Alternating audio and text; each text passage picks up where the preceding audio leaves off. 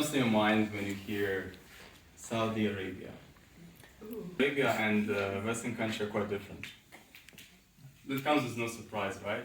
There are three parts to my Saudi story. The first part I named streets. The second, service, and the third, success. Let's start the adventure with streets. Imagine it is midnight, and nicely dressed, I walk on the streets of the capital city of Saudi Arabia, Riyadh. And the streets are made out of gold tiles and framed with smaragd and rubies. Oil money, right? Should be. But jokes aside, even if roads are not covered with gold, they're still shining. They're clean. My impression was that public space in Saudi Arabia is clean 24/7. Streets are being cleaned 24/7, shop windows are clean 24/7, toilets are clean, public toilets are clean 24/7. And on these shiny streets, I feel incredibly safe. I could be carrying $1 million in cash in my bag and I would feel very comfortable. Everybody on the street feels safe. The crime rate in the country is extremely low, one of the lowest in the world. And there is nobody who even resembles remotely a drug addict or a drunkard. And there are even no homeless and there are no beggars. I continue walking and I start to think to myself, does Saudi Arabia have two suns? It's not because of the heat, but because of the light. It is midnight, however, streets are very bright. And it is because of the big lamps that illuminate the streets. And all the shops are open, and the streets are teeming with people. Life begins at midnight in Saudi, it seems. And suddenly, I stop, mesmerized. Mesmerized by Oud. Oud is not a meditation mantra, but a name to one of the most famous Saudi fragrances. And I perceive it everywhere I go. And every 5 minutes, there's somebody offering me perfume test paper. And perfume is so enticing, so much so that I have a desire to purchase an entire perfumery. But I remember I already have it 10 flacons in my bag. So I just continue walking. But at some point, the temptation is too strong and I cannot resist. As I walk into one of the perfumeries, my speech enters the chapter service. As soon as the shop owner notices me, he sits me on a very comfortable sofa. He offers me dates and he offers me coffee. And he shows me all the types of perfume that he has. And I feel that he does all of this with genuineness.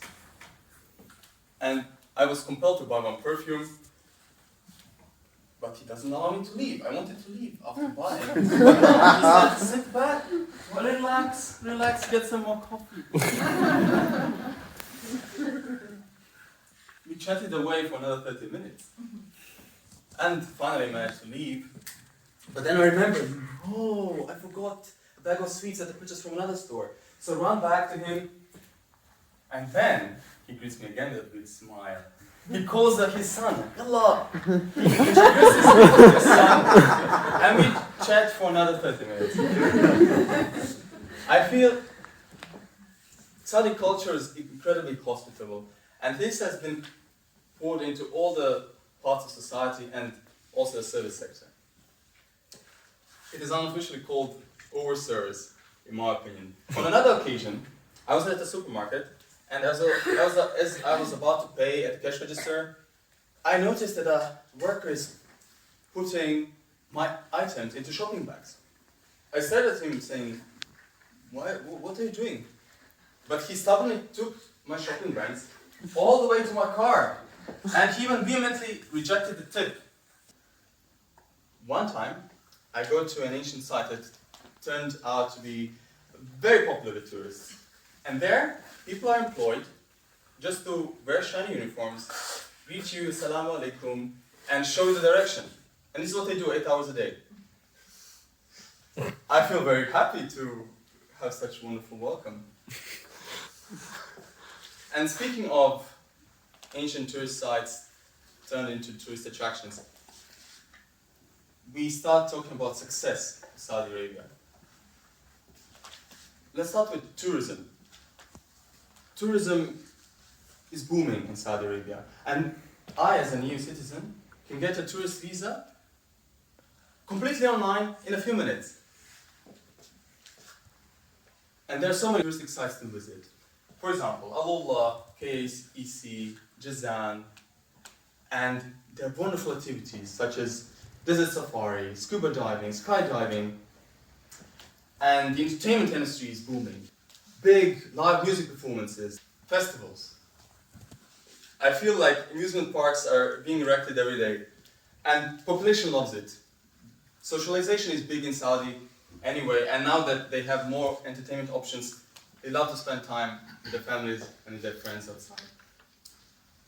And they're happy, not just because of this, but also because of the Saudi Vision 2030.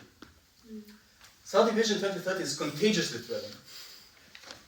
Do you know that feeling that a nation feels when it wins the world title in football? This is the feeling I'm talking about. It's the feeling of pride and happiness that the Saudi population feels.